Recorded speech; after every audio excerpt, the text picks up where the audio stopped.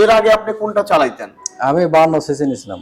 52 CC. আমি যেটা বিক্রি করি না, আসলে বিক্রি করি না ভাই। 100 জনের মধ্যে আপনি একজন যে একটা জিনিস নিয়ে ঠকার পরে আবার আরেকটা জিনিস নিতে সাহস হয়েছে এবং অর্ধ লাখ টাকা বের করছে। 100 জনের মধ্যে একজন বের হয় যে কোনো কিছুতে ঠকলে আবার ইনভেস্ট করে। আসসালামু আলাইকুম সম্মানিত ভিউয়ার্স, বিডিএগো ওয়ার্ল্ড থেকে আমি Mohammad Raju Ahmed Rajib.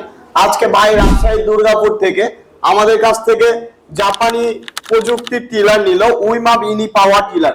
উইমা mini power tiller ভাই কেন নিল বা এই পাওয়ার টিলার দিয়ে কি কাজ করবে, এই পাওয়ার টিলারটি আমরা বুঝাই দিছি কিনা, ভাই এর আগে এরকম পাওয়ার টিলার চালানোর এক্সপেরিয়েন্স আছে কিনা আমরা আজকে ভাইয়ের কাছ থেকে জানবো। আসসালামু আলাইকুম ভাই, ভালো আছেন? ওয়ালাইকুম আসসালাম, আলহামদুলিল্লাহ। ভাই আপনি কি কারণে বাজারে এত কম দামি মিনি পাওয়ার টিলার থেকে 18,000 টাকা থেকে শুরু করে বিভিন্ন দামের আছে, বিভিন্ন কোয়ালিটির আছে, এইগুলা না নিয়ে আপনি প্রায় অর্ধ লাখ টাকার উপরে যে মিনি পাওয়ার টিলার গুলা, ওইগুলো আপনি কেন নিলেন? ভিডিও তো দেখলাম ভালো, বা সার্ভিস দিচ্ছে ভালো, এই আপনি কারণে। চালাই কি বুঝলেন? হ্যাঁ, চালাও যেটা দেখলাম মোটামুটি ভালো। মোটামুটি ভালোই। আর এখন চালাইলে বোঝা যাবে না এটার সাউন্ড কোয়ালিটিটা কেমন, সাউন্ড ভালো, শক্তিটা কেমন বুঝলেন? শক্তি অনেক বেশি। শক্তি অনেক বেশি না? এর আগে আপনি কোনটা চালাইতেন? আমি 52 সিসি নিছিলাম। 52 সিসি। আমি যেটা বিক্রি করি না, আসলে বিক্রি করি না। আমার কাছে 52 সিসি মিনি পাওয়ার টিলার আছে, কিন্তু ওইটা কার্যক্ষমতা অত একটা বেশি না এবং ওইটা নিলে মানুষ ক্ষতিগ্রস্ত হবে। লাভবান হবে কিনা আমি জানি না। আপনি কি লাভবান হয়েছেন ওইটা নিয়ে? না, একটু ক্ষতির মধ্যে পড়ছি। ওইটা নিলে আসলে একটা মানুষ ক্ষতিগ্রস্ত হবে, আর একটা মানুষ যদি ক্ষতিগ্রস্ত হয় ওই বিজনেসও বেশি দিন টিকে না, আর ওই মানুষও বেশি দিন এই প্রযুক্তি সম্পর্কে বেশি দিন নির্ভরশীল হয় না।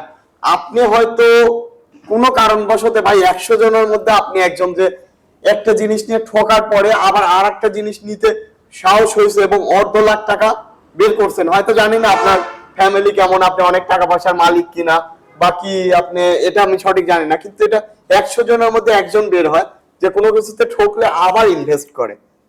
তো আপনি ইনভেস্ট করতেছেন, এখন আপনাকে যদি আমি আবারও খারাপ জিনিস দিই, আবারও 2 নাম্বার জিনিস দিই, তাহলে কোন জীবনে আপনি কোনো প্রযুক্তির সাথে নির্ভরশীল হবেন না। জি না, হবেন কি? অবশ্যই না। অবশ্যই না।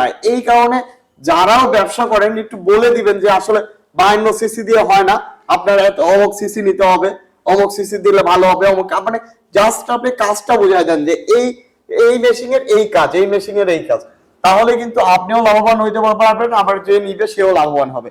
ও 18,000 টাকা দিয়ে কিনতে পারছে, আপনি যদি একটু ভালো করে বোঝায় 26,000 টাকা দিয়ে যদি আপনি 68 সিসিও দিতেন, তাও কিন্তু ও কাজ করে খাইতে পারতো।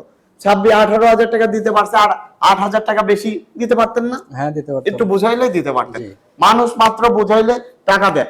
আর কেউ যদি একান্ত ভাই যে না আমি এই মালই নিব, তাহলে আপনারা দেন। আজকে আমার হলো রাইস মিলের একটা কাস্টমার আছে, উনি 8 ইঞ্চি গ্রাইন্ডার নিবে, ওনাকে বোঝাচ্ছি যে বল সেটআপ নাও, তাহলে তুমি কম টাকায় ভালো কিছু পাবে। উনি 8 ইঞ্চি গ্রাইন্ডারই নিবেন, তো আমরা দিয়ে দিচ্ছি। মানে কেউ কাস্টমার আছে যে ওই মেশিনই নিবে, হয়তো ইন্টারনেটে বা ভিডিওতে ভালো দেখছে, ওই মেশিনই নিবে, কিন্তু আমাদের সাজেশন শুনে না। এর কারণে সে ক্ষতিগ্রস্ত হলে আমাদের দেখার নাই, কিন্তু আমাদের সাজেশন দিতে তো কোনো বাধা নেই ভাই। সাজেশন দিই নাই, ওই যে আপনার যে ওনা কিন্তু একবার না বারবার বলেছেন, উনি না বুঝলে আমার কিছু করার আছে? কিছু করার নেই। তো সম্মানিত ভিউয়ার্স, আপনারা যারা মেশিন নেবেন একটু দেখে শুনে বুঝে চিন্তা ভাবনা করে নেবেন যে কোনো মেশিনারিজ। সবাই ভালো থাকুন, সুস্থ থাকুন। আসসালামু আলাইকুম।